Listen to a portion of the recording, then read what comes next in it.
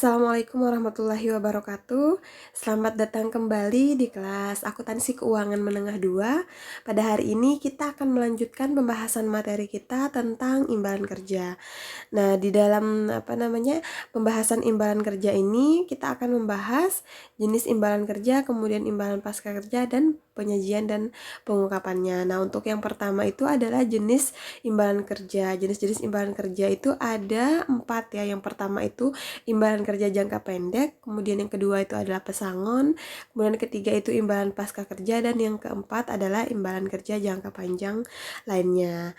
Nah, pembahasan yang pertama yang akan kita bahas yaitu tentang imbalan kerja jangka pendek. Nah, sebelumnya memang perlakuan akuntansi atas imbalan kerja itu diatur di dalam PSAK nomor 24. Ini merupakan revisi tahun 2013 yaitu tentang imbalan kerja. Nah, PSAK 24 ini berlaku untuk pemberi kerja. Nah, yang cakupannya itu terdiri dari imbalan kerja jangka pendek. Nah, imbalan kerja jangka pendek ini apa saja ya? Seperti gaji, kemudian bonus, dan cuti berimbalan. Kemudian pesangon juga itu termasuk ke dalam imbalan kerja jangka pendek. Apa itu imbalan kerja jangka pendek? Nah, imbalan kerja jangka pendek ini merupakan imbalan yang akan diterima oleh karyawan yang pada umumnya itu bersifat jangka pendek. Nah, ini imbalan kerja jangka pendek ini diharapkan akan diselesaikan seluruhnya itu adalah sebelum 12 bulan setelah akhir periode pelaporan saat pekerja memberikan jasa. Jadi imbalan kerja ini juga tidak mencakup pesangon ya, karena walaupun pesangon itu jatuh temponya bisa dibilang jangka pendek atau kurang dari 12 bulan, namun perlakuan pesangon itu berbeda. Karena apa? Karena kalau pesangon itu kan diberikan jika karyawan atau stafnya itu mengalami atau terjadi pemutusan hubungan kerja atau PHK. Sehingga kalau misalkan terjadi PHK di suatu perusahaan, maka memang diharuskan untuk memberikan pesangon terhadap karyawan tersebut. Jadi bukan karena atas jasa yang telah dilakukan sehingga diberikan imbalan, bukan seperti itu ya. Karena kalau pesangon itu memang karena PHK itu kan pemutusan hubungan kerja dan karena dan seterusnya itu sudah tidak bekerja lagi, maka diberikanlah pesangon. Tapi kalau imbalan kerja itu hanya diberikan kepada karyawan atas pekerjaan baik itu jasa ataupun layanan dan lain sebagainya yang dilakukan, sehingga mereka berhak untuk menerima imbalan kerja. Nah, imbalan kerja ini jangka pendek ini biasanya ada gaji, upah, kemudian iuran jaminan sosial, cuti berimbalan, bagi laba dan bonus, atau imbalan lainnya seperti rumah dan kendaraan dinas. Nah, kemudian selanjutnya bagaimana perlakuan akuntansinya? Nah, di sini kita akan membahas satu persatu. Jadi, perlakuan khusus untuk imbalan kerja jangka pendek ini sangat sederhana. Hal ini disebabkan karena kita tidak perlu melakukan perhitungan aktuaria atau imbalan kerja jenis ini tuh bersifat jangka pendek, sehingga tidak perlu ada diskonto. Jadi tidak perlu didiskontokan seperti itu. Jadi seluruh nilai imbalan itu menjadi hak karyawan, yang menjadi hak karyawan itu oleh perusahaan diakui sebagai beban.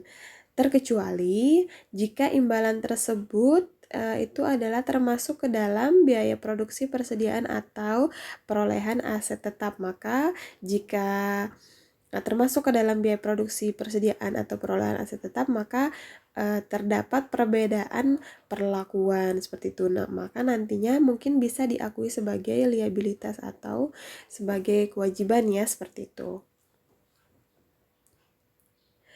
Nah, perlakuan akuntansi khusus itu diterapkan kepada cuti berimbalan dan bagi laba dan bonus. Nah, di sini ada contoh soal ya, ada contoh dari bagaimana perhitungan dari cuti berimbalan itu sendiri.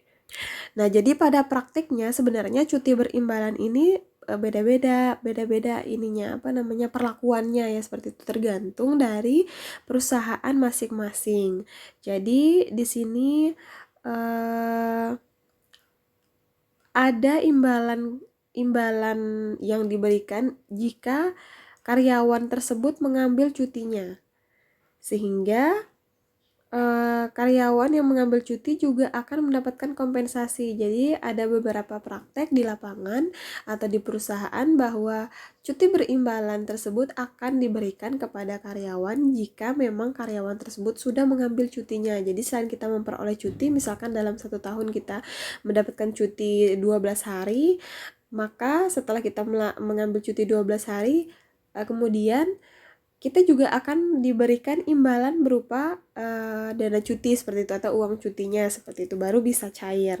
Kemudian ada juga di beberapa perusahaan mungkin ya yang menerapkan bahwa imbalan itu akan diterima jika karyawannya itu tidak mengambil cuti. Jadi yang tadi misalkan jatah cutinya itu dalam 1 tahun adalah 12 hari, kemudian karyawan tersebut tidak mengambil full misalkan semua seluruhnya 12 hari, maka jatah cuti yang 12 hari itu kemudian akan diberikan imbalan berupa uang. Jadi syaratnya itu adalah tidak boleh menggunakan cuti kerjanya seperti itu. Jadi baru akan diberikan imbalan. Jadi kalau bisa juga diberikan imbalan berupa cuti itu jika atau sesuai dengan berapa hari sisa yang tidak diambil. Misalkan jatahnya 12 hari, kemudian yang diambil itu cuma 6 hari, maka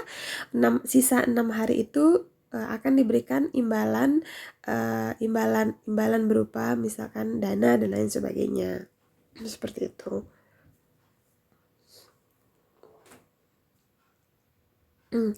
Nah, ini di contoh cuti berimbalan di sini ada PT Hari Tua memiliki 20 orang karyawan, di mana setiap karyawannya itu berhak atas 6 hari cuti berimbalan dalam 1 tahun. Nah, kemudian setiap karyawan yang cuti itu akan memperoleh imbalan sebesar Rp500.000 per hari.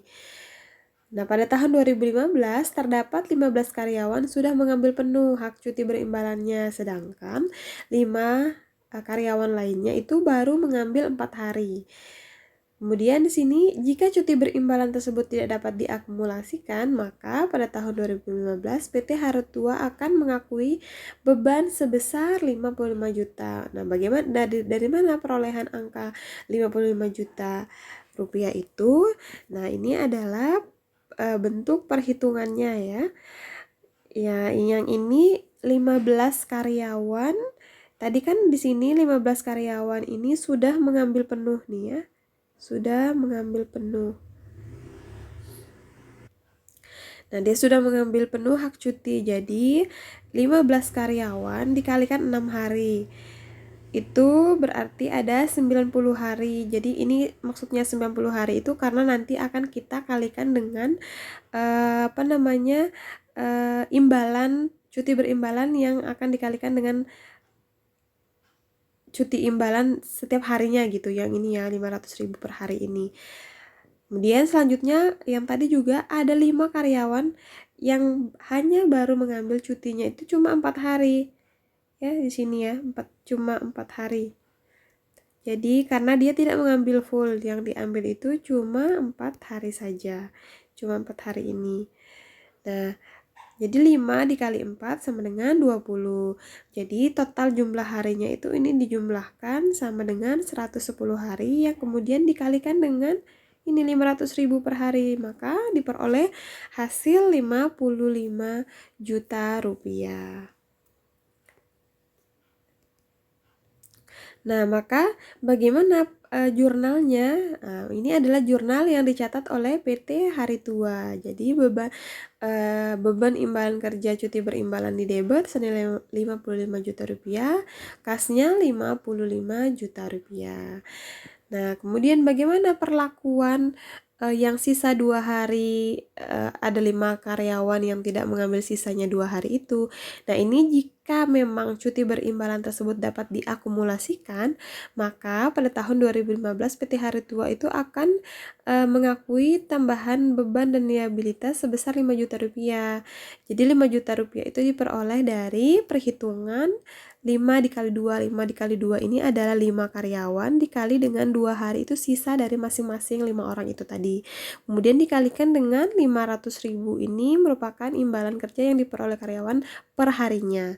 Sehingga beban yang diakui itu adalah menjadi 60 juta. 60 juta ini maksudnya dari perhitungannya dari mana? Jadi dari 55 juta ini ditambah dengan 5 juta rupiah hasil perkalian dari 5 kali 2 dikali 500.000. 5 kali 2 kan 10 kali 500 sama dengan 5 juta. Seperti itu.